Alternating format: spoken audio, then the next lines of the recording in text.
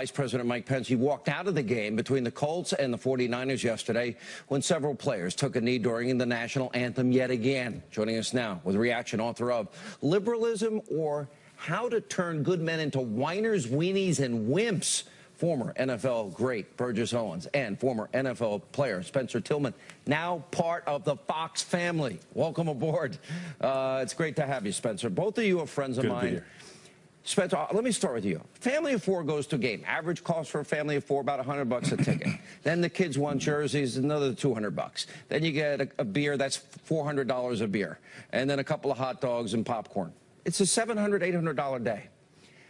Most Americans are speaking loudly, and they're saying they want to honor their flag and their country and their anthem because men fought, bled, and died fighting under that flag.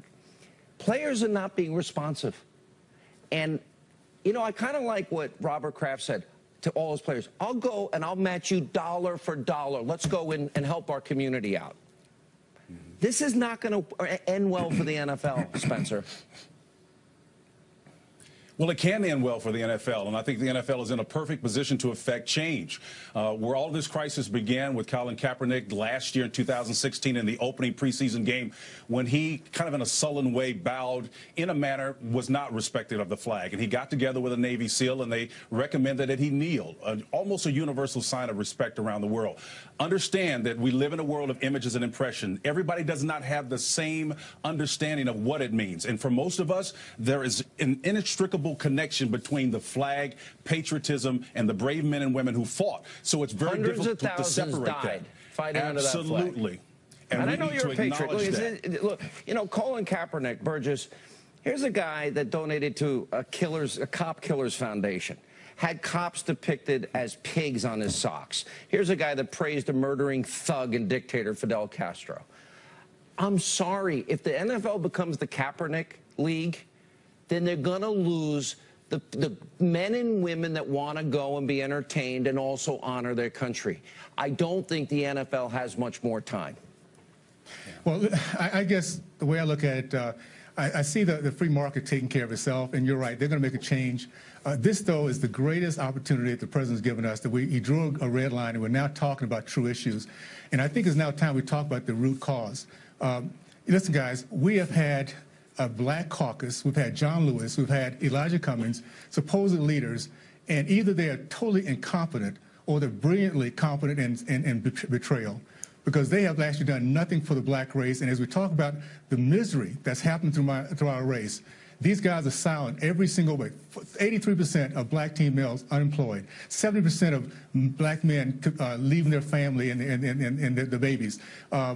We're down to the 33.8% of entrepreneurs versus 40 when I was growing up. No one's talking about it and has not talked about it for 8 years, because these Marxists and socialists don't care about the black Sean, I got to chime in on that, Sean. Everybody's talking about it in the African-American community. I think those statistics you just quoted, while true and important, it's a different context. It has very little to do, if anything, with what happened with Colin Kaepernick did and what we're discussing today. The issue right now is the NFL has a chance to nip this in the bud. Our vice president had a great opportunity. I respect his opinion, but if I'm going to make the trek to go see two teams, a combined record of and 2 wins between the two of them at this juncture of the NFL season. That's not the point. I could pick. Wait a minute. I'm going to tell you what the point is, Tim. But the point is this. If he goes to the locker room and spends some time and actually asks some of those players on the 49ers team, the epicenter where all of this began, why not? The engagement is what the problem is. We're not listening to one another. Sean, let me explain to you what the problem is.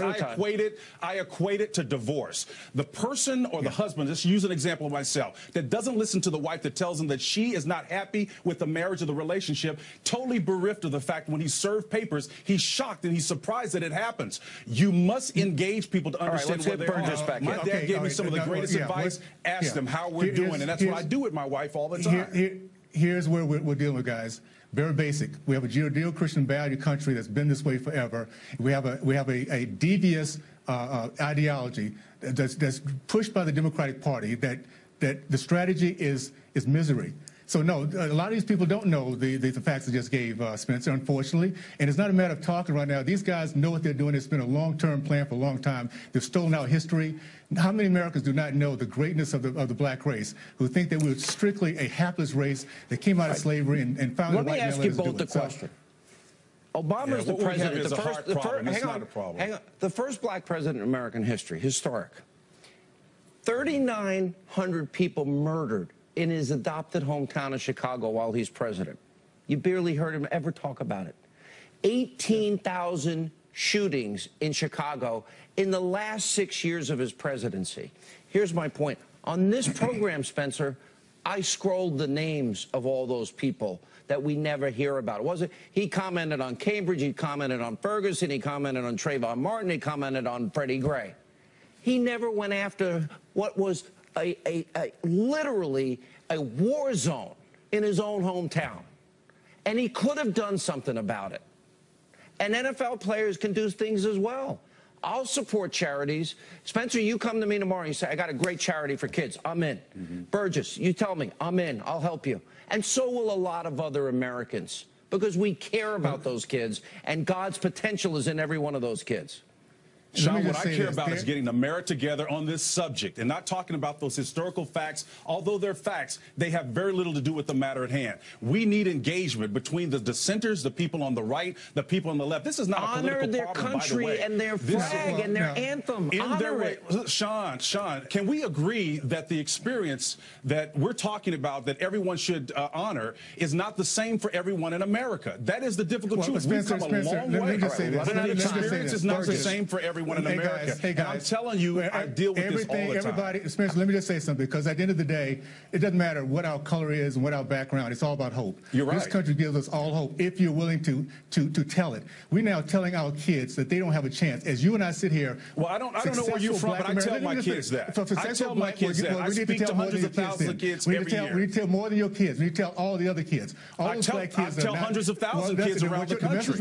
I disagree with what you're saying. Listen, what you're articulating is that we're not taking care of our community, and I take offense to that. We take care of our community. Well, let me finish. Let me finish, okay? We didn't take care of those kids in Chicago. Let me finish. We're not taking care of those kids. They're not growing up in a safe neighborhood. Listen, Sean, let me frame this up real quick, because I got Steve Sleep. Real quick, last word. Okay, let me frame this up for you. If you remember back in 1964, when New York City was on the world stage, right? Dr. Martin Luther King and a few other folks wanted to comment about what was taking place or not taking place in their community. They derided him for that peaceful protest. And what he said was really insightful. He said, I wish that you were as offended as the conditions that make it necessary for me to have to engage in such civil disobedience. Republicans help with the Civil Rights Act. Listen, you're not dealing with the issues. You guys are chasing ghosts. I can have you guys on for 2 hours. Problem. I got to let it break here. I know it's getting a little loud.